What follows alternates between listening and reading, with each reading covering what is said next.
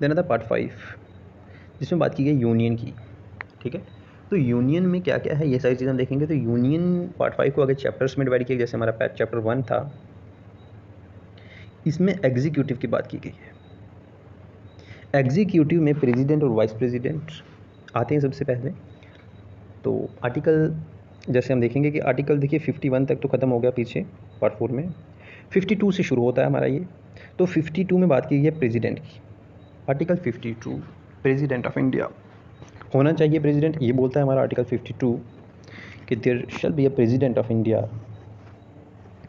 Then उसके बाद उस प्रेसिडेंट के एग्जीक्यूटिव पावर्स के बारे में बात करता है आर्टिकल 53। क्या क्या एग्जीक्यूटिव पावर्स हैं हमारे प्रेसिडेंट की, ये 53 डील करता है इसके साथ। देन उसके इलेक्शन, मैनर ऑफ इलेक्शन, ये सारी चीज़ें आर्टिकल 54 डील करता है। देन इलेक्शंस के बारे में हो गया 54, और मैनर ऑफ इलेक्शन, किस तरह से इलेक्शन करवाए जाएंगे, ये 55 डील करता है। 52 बोलता है कि प्रेसिडेंट होना चाहिए, 53 बोलता है कि एग्जीक्यूटिव पावर, 54 बोलता है कि इलेक्शंस कैसे होंगे, और 55 बोलता है कि manner of election. 54 election and 55 हो गया मैनर ऑफ इलेक्शन। देन 56 जो बोलता है टर्म ऑफ ऑफिस, कितने साल का होगा, कितने साल वो रूल कर सकता है एक प्रेसिडेंट। देन 57 जो बोलता है री इलेक्शन के बारे में बात करता है कि कौन क्या जो हमारे प्रेसिडेंट साहब है वो वापस से री इलेक्शन फिर से इलेक्शन लड़ सकते हैं। 58 जो है वो बात करता है क्वालिफिकेशन के हिसाब से, क्या क्वालिफिकेशन होनी चाहिए एक प्रेसिडेंट बनने के लिए इंडिया का। 59 बात करता है उनके ऑफिस की कंडीशन के बारे में, और 60 उनकी ओथ के बारे में बात करता है। वहीं पे 61 जो है वो उनकी इम्पीचमेंट के बारे में बात करता है कि किस तरह से उनको हटाया जा सकता है। 56 उनकी ऑफिस की टर्म के बारे में, 7 री इलेक्शन, 8 क्वालिफिकेशन, और 59 ऑफिस की टर्म कंडीशंस के बारे में, और 60 जो है वो कसम परेड ओथ, और 61 जो वो इम्पीचमेंट के बारे में। और फाइनल आर्टिकल जो हमारे प्रेसिडेंट के साथ डील करता है दैट इज आर्टिकल 62। यानी डील विद इलेक्शन कितनी टाइम में होगा, अगर वैकेंसी है ना किसी भी तरह से, अगर वैकेंसी जो वो बनती है प्रेसिडेंट ऑफिस में, तो किस तरह से इलेक्शन कितनी देर के अंदर अंदर होगा, ये सारी चीज़ें जो 62 बताता है। प्रेसिडेंट साहब खत्म हुए 62 में, तो 63 पर आपके पास आ जाएंगे vice president of India. Article 63 deals with the vice president of India. Vice president जो है ये आर्टिकल 63 बोलता है कि वाइस प्रेसिडेंट होने चाहिए। 64 आर्टिकल बोलता है कि वही जो वाइस प्रेसिडेंट होंगे ना वो चेयरमैन भी होंगे आपके राज्यसभा के। तो राज्यसभा के चेयरमैन जो हमारे वाइस प्रेसिडेंट ही होते हैं, जैसे अभी जगदीप धांकड़ हैं 2023 की अगर हम बात कर रहे हैं। तो अगर मैं बात करूं 65 आर्टिकल की, तो ये डील करता है कि जो वाइस प्रेसिडेंट हैं वो एक्ट कर सकते हैं एज अ प्रेसिडेंट, उनके पूरे फंक्शंस कर सकते हैं अगर प्रेसिडेंट साहब जो हैं वो लीव पर हैं, या उनका ऑफिस किसी भी तरह से अगर वैकेंट है, तो वहाँ पर आर्टिकल 65 का यूज़ करते हुए वाइस प्रेसिडेंट उनके जगह पे बैठ सकते हैं। आर्टिकल 66 इलेक्शंस के बारे में बात करता है वाइस प्रेसिडेंट के, और 67 जो है वो टर्म ऑफ ऑफिस। 67 के बाद आर्टिकल 68 जो है वो बात करता है कि इलेक्शन किस तरह से होंगे, कितना टाइम लगेगा, अगर वैकेंसी है वाइस प्रेसिडेंट की तो किस तरह से इलेक्शन होंगे, ये आर्टिकल 68 बात करता है। 69 की ओथ के बारे में बात करता है। 70 इनके बात करता है कि किस तरह से प्रेसिडेंट के फंक्शन को एंजॉय करेंगे। फिर 71 आर्टिकल जो है आपका वो डील करता है इलेक्शंस ऑफ ए प्रेसिडेंट और वाइस प्रेसिडेंट। कोई भी मैटर है अगर प्रेसिडेंट की या वाइस प्रेसिडेंट के इलेक्शन में, तो उसके साथ 71 के साथ डील करेंगे। 72 जो है ये प्रेसिडेंट की पार्डनिंग पावर, माफ़ी जो प्रेसिडेंट देते हैं ना, सस्पेंड कर सकते हैं आपके, या आपको पूरी तरह से सज़ा माफ़ी कर सकते हैं, या उसको थोड़ा सा कम करा सकते हैं। ये सारी पावर जो आर्टिकल 72 के साथ दी जाती हैं। और 73 जो है ये extent of executive power deal करता है इसके साथ 73। तो आर्टिकल 52 से लेकर के आर्टिकल 73 तक हमारे president as well as vice president जो है वो ख़त्म होते हैं। देन हमारा आता है आर्टिकल 74, और आती है हमारी काउंसिल ऑफ मिनिस्टर। देखिए जो हमारी काउंसिल ऑफ मिनिस्टर है काफ़ी इंपॉर्टेंट है, ये भी काउंसिल ऑफ मिनिस्टर जिसके साथ हमने अभी डील करना है। तो देखिए काउंसिल ऑफ मिनिस्टर की अगर मैं बात करूँ, तो जो हमारी काउंसिल ऑफ मिनिस्टर है इसका फंक्शन होता है to aid and advise the president. तो ये जो हमारी काउंसिल ऑफ मिनिस्टर है ये आर्टिकल 74 के साथ पूरी तरह से यहाँ पे डील करेगी, पूरी तरह से एड एंड एडवाइस करेगी प्रेसिडेंट को। 74 आर्टिकल ये बात बोलता है। 75 जो वो ये बात बोलता है मिनिस्टर्स के साथ बाकी जो सारी पावरें हैं वो 75 बोलता है।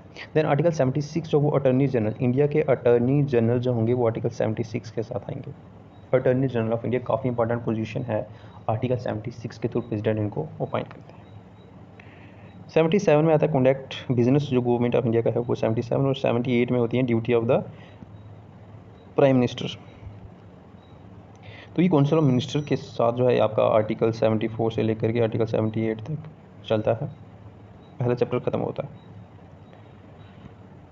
देन आता है हमारा चैप्टर सेकंड जिसमें बात की गई है पार्लियामेंट के बारे में। 79 के बाद बोलता है कि कॉन्स्टिट्यूशन होना चाहिए, पार्लियामेंट होना चाहिए, मतलब कि पार्लियामेंट को किस तरह से बनाना है, कॉन्स्टिट्यूशन ऑफ पार्लियामेंट, ये आर्टिकल 79 बात करता है।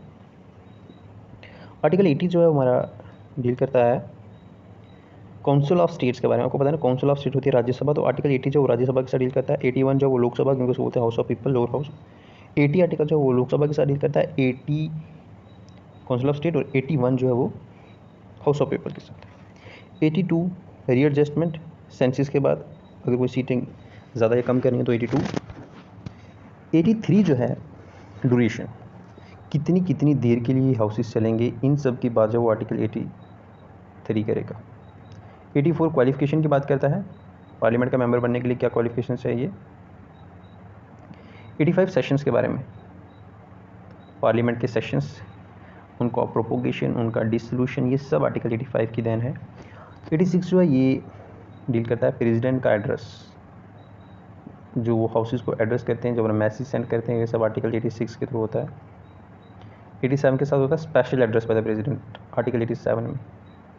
88 में आपका होता है rights of the minister and attorney general, house को लेकर के क्या राइट्स है मिनिस्टर के और अटर्नी जनरल के, ये सारी बातें आपके आर्टिकल 88 में की गई हैं।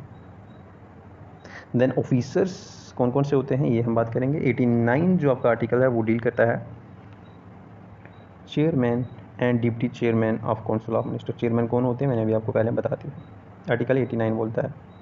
90 जो वो बात करता है वोकेशन एंड रेजिग्नेशन या फिर removal of the deputy chairman, deputy chairman के रिमूवल के बारे में आर्टिकल 90 बात करता है, और डिप्टी चेयरमैन होते हैं हमारे आर्टिकल 89 के थ्रू। 91 जो वो बात करता है पावर्स डिप्टी चेयरमैन की, जब चेयरमैन जो ना हो तो deputy chairman as a chairman काम करते हैं आर्टिकल 91 का यूज़ करके।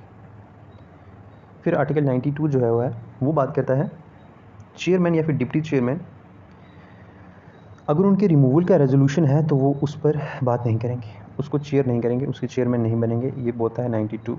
93 जो है वो स्पीकर के बारे में बात करता है कि speaker and deputy speaker Lok Sabha के होने चाहिए, दैट इज़ आर्टिकल 93। 94 बात करता है कि रेजिग्नेशन या removal of the office of speaker and deputy speaker, 94।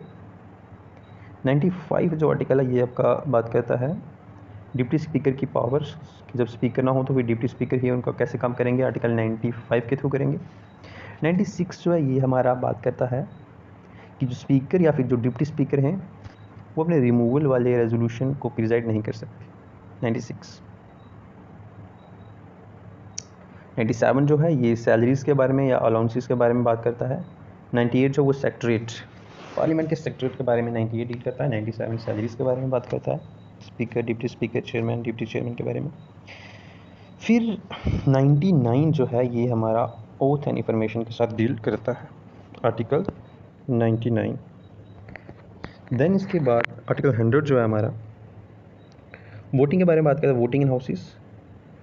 फिर आ जाता है हमारा डिस्क्वालिफिकेशन, जो शुरू होता है हमारा, देखिए आर्टिकल 101 जो है वो डील करता है वेकेशन ऑफ सीट्स, और 102 जो है वो डिस्क्वालिफिकेशन के साथ डील करता है, काफ़ी इंपॉर्टेंट आर्टिकल है ये। 102 103 जो है ये बात करता है question of disqualification of member, decision क्यों लिया गया उसको डिस्क्वालीफाई करने का, उसके बारे में। 104 जो ये बात करता है penalty for setting and voting before making oath और इंफॉर्मेशन अंडर आर्टिकल 99। तो पेनल्टीज़ क्या उसको दी जाएंगी डिस्क्वालीफाइड मेंबर को, ये 104 के थ्रू दी जाती हैं। देन हमारा आता है आर्टिकल 105 आर्टिकल जो ये आपका देख सकते हैं डील करता है पावर एंड प्रिविलेजेस, क्या पावर हैं क्या प्रिविलेजेस हैं of the houses of parliament and members. 106 जो वो सैलरीज़ के बारे में बात करता है, एमपीज़ की, मेंबर ऑफ पार्लियामेंट की सैलरी जो आर्टिकल 106 के ज़रिए यहाँ पर दी जाती है। देन आता हमारा लेजिस्लेटिव प्रोसीजर पूरा, 107 जो है वो इसके साथ डील करता है provision of introduction of passing of bill. तो बिल किस तरह से इंट्रोड्यूस किया जाएगा, किस तरह से उसको पास किया जाएगा, ये सब आर्टिकल 107 में लिखा गया है। 108 में जॉइंट सीटिंग, मान लीजिए कोई ऐसा बिल आता है जहाँ पर बात नहीं बन रही, तो वहाँ पर जॉइंट सीटिंग करवाई जाती है आर्टिकल 108 के ज़रिए। देन हमारा आ जाता है आर्टिकल 109 जिसमें बात की जाती है स्पेशल प्रोसीजर। मनी बिल जो है ना आपका स्पेशल प्रोसीजर 109 के थ्रू आता है।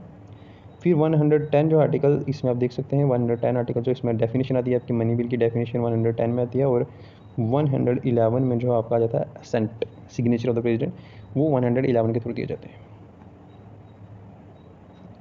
देन फाइनेंशियल मैटर का प्रोसीजर कैसा है, तो आर्टिकल 112 जो है इसमें आ जाता है आपका फाइनेंशियल स्टेटमेंट मतलब कि बजट। आर्टिकल 112 जो है ये डील करता है आपके बजट के साथ। 13 जो है वो प्रोसीजर इसका पूरा पार्लियामेंट में। 14 जो है वो अप्रोप्रिएशन बिल का। 15 जो है वो एडिशनल ग्रांट्स के बारे में डील करता है। और 16 जो है वोट ऑन अकाउंट। 17 जो है वो special provision to the financial bill. Then 18 की अगर हम बात करें, आर्टिकल 18 जो वो डील करता है रूल्स ऑफ द प्रोसीजर के साथ। 19 जो वो regulation of law procedure. 20 languages in parliament में कौन कौन सी लैंग्वेजेस यूज़ की जाती हैं, ये आर्टिकल 120 तय करेगा। कितनी तरह की यूज़ की जाएंगी वहाँ पर, सारी ये चीज़ें हमारा डील करता है आर्टिकल 120 सारी उन लैंग्वेजेस के बारे में। देन 121 जो restrictions in the parliament. And 12 जो है 22 जो है वो डील करता है कि कोर्ट्स जो है वो पार्लियामेंट की प्रोसीडिंग में बिल्कुल इंक्वायरी नहीं कर सकते। 122। देन हमारा आ गया जाता है chapter number 3 legislative powers of the president. President की लेजिस्लेटिव पावर्स कौन कौन सी। तो देखिए सबसे पहले लेजिस्लेटिव होती है जैसे कानून बनाना, तो वैसे तो पार्लियामेंट का काम है, लेकिन कभी कभी जो प्रेसिडेंट साहब भी करते हैं, जिसमें आर्टिकल 123 बड़ा इंपॉर्टेंट है। तो ये ऑर्डिनेंस मेकिंग पावर जो है ना प्रेसिडेंट की, वो आर्टिकल 123 के ज़रिए ही उनको दी गई है। देन आ जाता है हमारा chapter number 4 that is union की जुडिशरी, कोर्ट्स वगैरह जो इसको जुडिशरी में आते हैं, इनके बारे में। तो आर्टिकल 124 जो वो बोलता है कि establishment of the Supreme court, कि इंडिया का सुप्रीम कोर्ट होना चाहिए, आर्टिकल 124 बोलता है। और आर्टिकल 124A जो है वो बात करता है आपका नेशनल जुडिशियल अपॉइंटमेंट कमीशन के बारे में। बाद में चल करके इसको अनकॉन्स्टिट्यूशनल डिक्लेयर कर दिया था सुप्रीम कोर्ट ने, लेकिन हालांकि इसको रिपील जो है वो नहीं किया गया। तो नेशनल जुडिशियल अपॉइंटमेंट कमीशन जो आर्टिकल 124A के ज़रिए यहाँ पे लाई गई थी। 124B जो है ये फंक्शंस उस कमीशन के क्या काम होंगे ये भी डील करता है। सी जो वो पार्लियामेंट की पावर के साथ डील करता है कानून बनाने के। 25 जो वो सैलरीज के बारे में बात करता है। 26 जो वो एक्टिंग चीफ जस्टिस के बारे में बात करता है, 25 सैलरीज। और 26 जो है वो that is on acting chief justice. Then 27 जो वो अपॉइंटमेंट ऑफ द जजेस के अपॉइंटमेंट के बारे में बात करता है।